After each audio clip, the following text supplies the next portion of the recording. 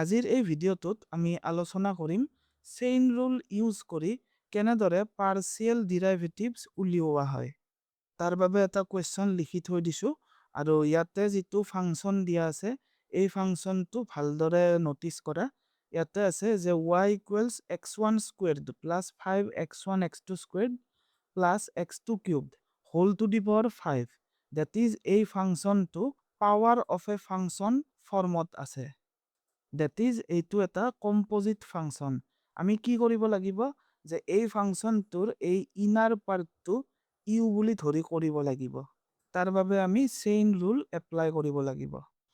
Ordinary ডিফাৰেন্সিয়েশ্যনত আমি chain ৰুলটো কিদৰে apply কৰোঁ যে dy over dx is equal to dy by du into du by dx. That is আমি y ফাংচনটোক ডিফাৰেন্সিয়েট কৰোঁ with respect to you আৰু ইয়াৰ ডিৰাইভেটিভটোৰ লগত আমি মাল্টিপ্লাই কৰিম ইউৰ ডিৰাইভেটিভ উইথ ৰেচপেক্ট টু এক্সৰ লগত। এতিয়া পাৰ্চিয়েল ডিৰাইভেটিভছ উলিয়াওঁতে আমি এই চেইন ৰুলটো কিদৰে এপ্লাই কৰিম। ইয়াতে চোৱা ইণ্ডিপেণ্ডেণ্ট এক্সপ্লেনেটৰী ভেৰিয়েবলছ দুটা আছে x1 আৰু x2। চ' আমাৰ পাৰ্চিয়েল ডিৰাইভেটিভছো দুটা ওলাব। এটা হ'ব del y by del x1 আৰু নেক্সটটো হ'ব del y by del x2। ইয়াতে partial derivative of y with respect to x1 তাৰ ফৰ্মুলাটো কি লিখিব লাগিব। ইয়াৰ ফৰ্মুলাটো হ'ব যে del y by del u into del u by del x1 আৰু partial derivative of y with respect to x2 ইয়াৰ ফৰ্মুলাটো হ'ব del y by del u into del u by del x2। So এনেদৰে আমি chain rule apply কৰি partial ডিৰাইভেটিভছ উলিওৱাৰ আগতে ফাৰ্ষ্টতে এই given ফাংচনটোৰ এই ইনাৰ পাৰ্টটো আমি ইউ বুলি ধৰি ল'ব লাগিব। চ' আমি লিখিব লাগিব যে let u equals x1 squared plus 5x1 x2 squared plus x2 cubed। চ' আমি এই y ফাংচনটো আকৌ কেনেদৰে লিখি ল'ব পাৰোঁ যে y equals এইখিনি u power 5 u to the power 5। এতিয়া আমি with respect to first variable y ফাংচনটোক ডিফাৰেন্সিয়েট কৰিম।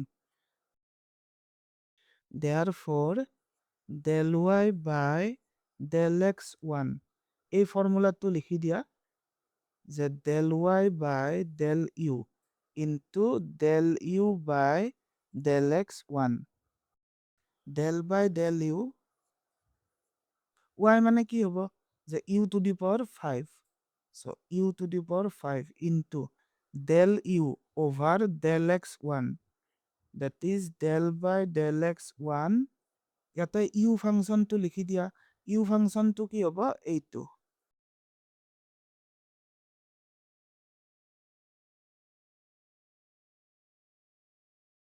u to the power 5 or derivative with respect to u কিমান হ'ব যে 5 u to the power 4 then into এইখিনিৰ ডেৰিভেটিভ উলিয়াব লাগিব এতিয়া with respect to x1 x1 squared year derivative with respect to x1 2x1 then plus আমি ডিফাৰেন্সিয়েট কৰি আছো with respect to x1 so x2 যদি ইয়াতে আছে তাক আমি কনস্ট্যান্ট বুলি ধৰিব লাগিব ইয়াতে আছে so 5 আৰু x2 squared এই দুটা কনস্ট্যান্ট so আমি কি লিখিম যে 5x2 squared এতিয়া x1 ৰ derivative with respect to x1 উলিওৱা কিমান হ'ব 1 so ইয়াৰ লগত 1 মাল্টিপ্লাই হৈ যাব 1 টো আৰু ইয়াতে লিখি নিদু then x2 cubed ইয়াৰ ডেৰিভেটিভ কিমান হ'ব with respect to x1 year derivative 0 কাৰণ ই এটা কনস্ট্যান্ট বুলি ধৰিব লাগিব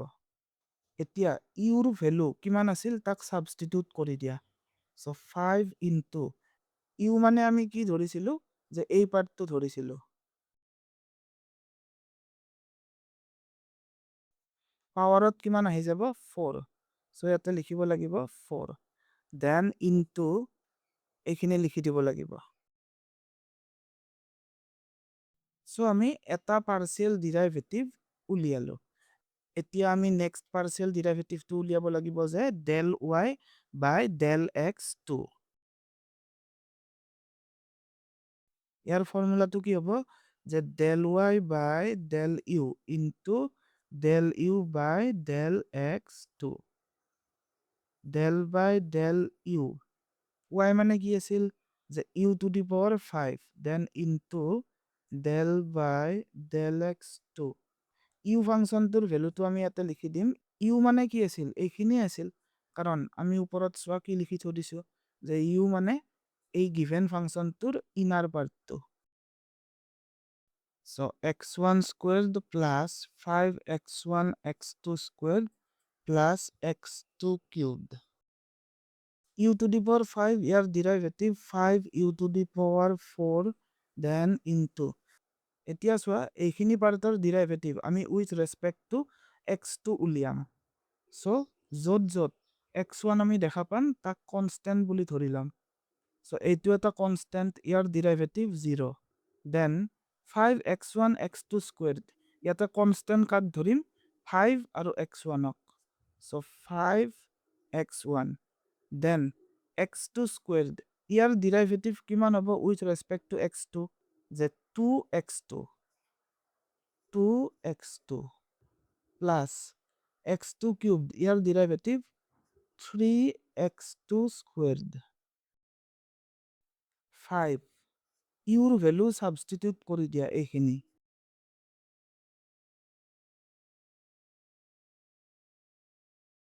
ইউৰ পাৱাৰ কিমান আছে 4 to the power 4 into এইখিনি পাৰ্ট সিম্পলিফাই কৰা কিমান হ'ব যে 5 into 2 10 10x1 x2 10x1 x2 plus 3x2 squared।